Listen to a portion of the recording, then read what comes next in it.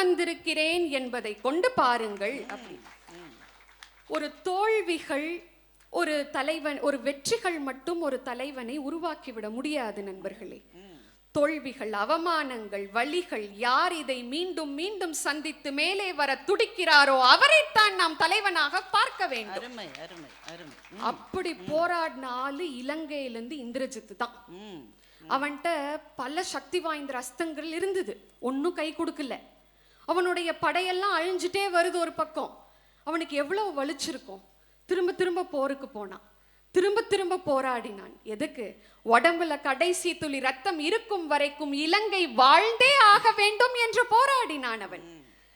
இப்போ யோகேஷ் அவர்கள் சொன்னாங்க, என்னன்னு கும்பகர்ணன் என்னுடைய மகாத்மா அப்படித்தானே சொன்னாரு, மகாத்மான்னு தானே சொன்னாரு. இந்த மகாத்மா என்ன தெரியுமா பண்ணாரு? கடைசியில இறக்கையில ராமன்ட்ட போய், ராமா என்னுடைய என்னுடைய முகத்துல மூக்கு அறுந்து போச்சு, மூக்கில்லாத என்னுடைய முகத்தை தேவர்கள் பார்த்தா எள்ளி நகையாடுவார்கள். இதனால் நீ என்ன பண்ற, என்னுடைய உடலை கொண்டு போய் கடல்ல போட்டு யாருமே பார்க்காம. ஏங்க உங்க மகாத்மா இப்படி கேட்டார் தானே? எந்த மகாத்மா இறக்கும் தருவாயில அழகில்லாத முகத்தை பற்றி கவலைப்பட்டு கொண்டிருப்பார்? அழகை பற்றி கவலைப்படும் ஒருவரை நாம் எப்படி தலைவனாக பார்க்க முடியும்? கடைசியா இந்த ஒரே ஒரு கருத்தை சொல்லி நான் நிறைவு செய்கிறேன். இன்னைக்கு நான் மகாராஷ்டிராலேருந்து வந்திருக்கேங்க இந்த பேச்சுக்கு. அங்கே பண்டரிபுரம்னு ஒரு ஊர் இருக்கு, அங்கே பாண்டுரங்கன் ஒருத்தர் இருக்கார். அவருக்கு ஒரு தீவிர பக்தர் புண்டலீகன். அவர் அவங்க அப்பா அம்மா சேவை செஞ்சுட்டு இருக்கையில பாண்டுரங்கன் வீட்டுக்கு வரான்.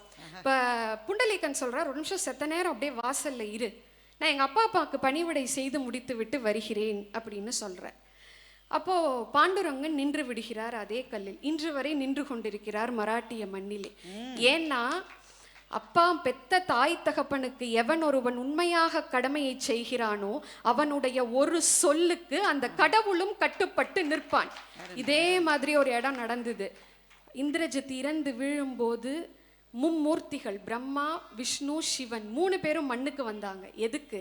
தந்தைக்காகவே வாழ்ந்து தந்தைக்காகவே மடிந்து போன அந்த தங்க மகனை கொண்டாடுவதற்காகத்தான் 3 பேரும் வந்தார்கள். நான் இப்படி சொல்லி நிறைவு செய்கிறேன் நடுவர் அவர்களே. இன்னைக்கு உலகமே கொண்டாடிய கங்கை கொண்ட சோழபுரம், ராஜேந்திர சோழன் அரசாண்ட இந்த மண், ராஜராஜ சோழனுக்கு பெருமை சேர்த்தான் மகனாக ராஜேந்திர சோழன். தந்தை சொல்மிக்க அவன்தான் இந்த தமிழ் தேசத்தின் தலைவன், நாயகன், திலகம். தந்தை சொல்மிக்க மந்திரமில்லை என்று வாழ்ந்த ராமன் அயோத்தியின் திலகம். தந்தையே எல்லாமுமாக வாழ்ந்து மடிந்த எங்கள் இந்திரஜித் இலங்கையின் திலகம்.